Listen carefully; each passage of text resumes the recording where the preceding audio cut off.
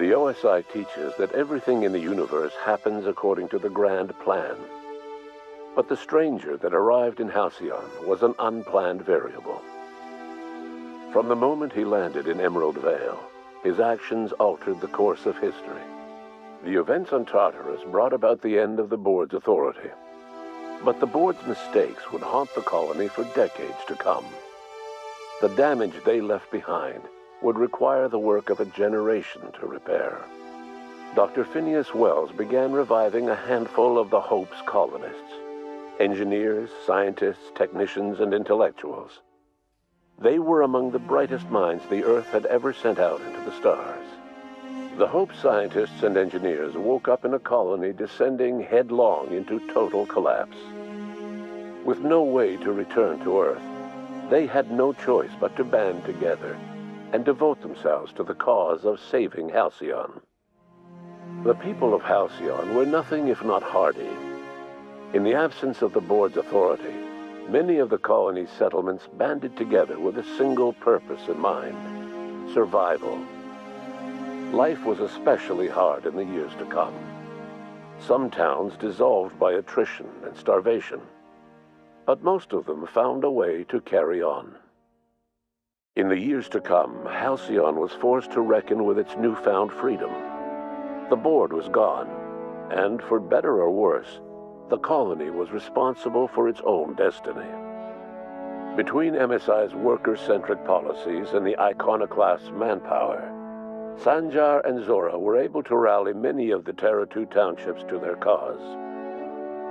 MSI's workforce swelled, and the iconoclasts enjoyed a significant surge in their ranks. The board was too distracted by infighting and internal politics to stop MSI from becoming a powerful corporation and a refuge for townships that might have fallen through the cracks. Sublight Salvage adapted to the changes in Halcyon, shifting their business model to suit the times. Their claims of legitimacy were scrutinized, but ultimately unquestioned. Lilia Hagen would continue to protect her family as ruthlessly as ever. Adelaide McDevitt replaced Reed Thompson as the leader of Edgewater. She and her followers transformed Edgewater in their image. Anyone loyal to Reed was pressured into leaving town, and those who stayed behind adapted to her way of life. Adelaide transformed the old cannery into a new garden. The nearby Edgewater Cemetery provided a convenient source of fertilizer.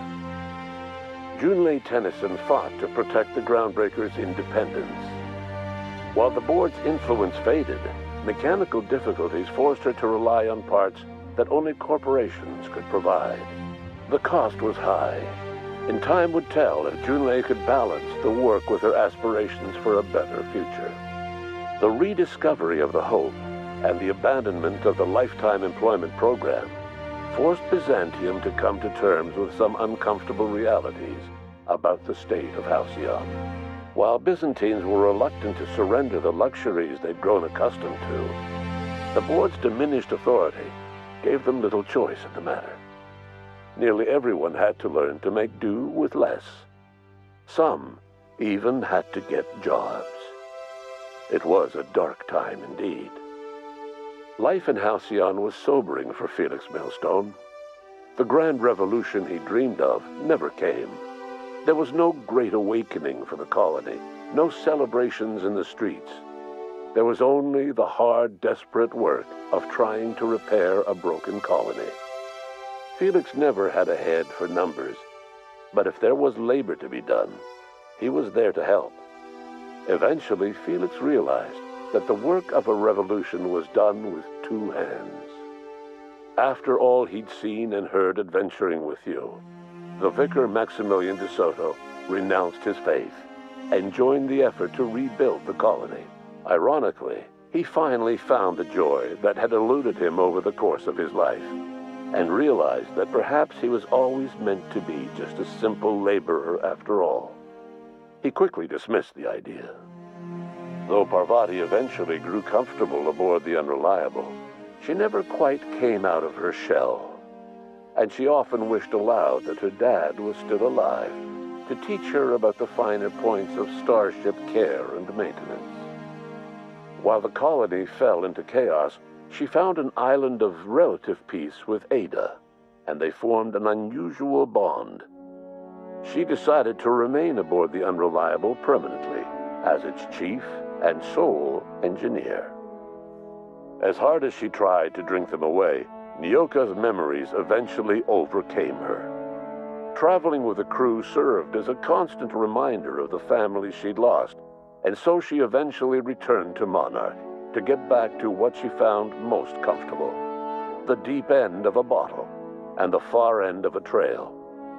Few have seen her since, but travelers often swear they hear her and her machine gun in the night, screaming swears and spitting bullets.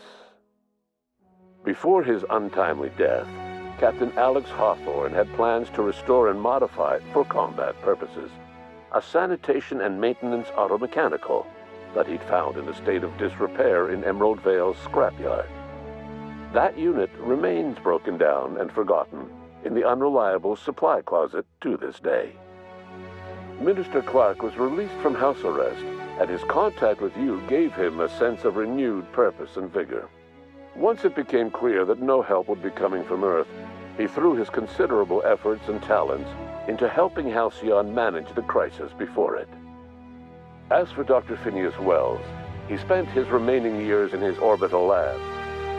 He eventually came to terms with his own past and was able to forgive the mistakes of his younger self by devoting his remaining years to serving the colony.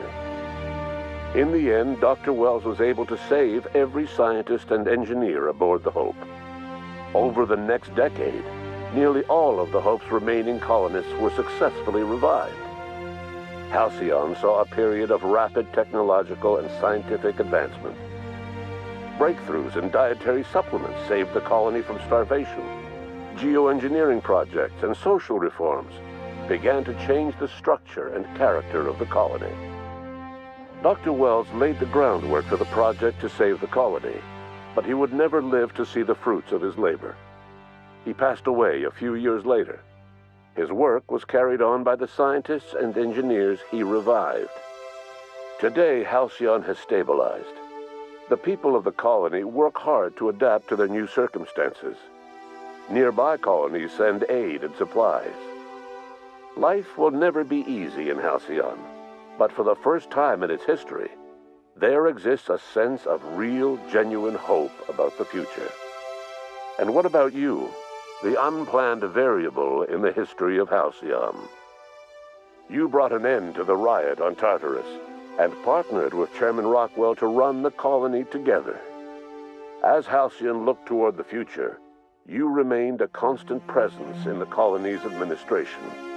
You were never weighed down by bureaucracy, and you never had to dirty your hands with politics. You had people who did that for you. By your influence, Halcyon survived the turbulent years that were to follow. No one knows what's happened to Earth, and no one knows what the future has in store for Halcyon. All we know for certain is this: the name of the Unreliable and that of its intrepid captain will remain the subject of countless stories for years to come.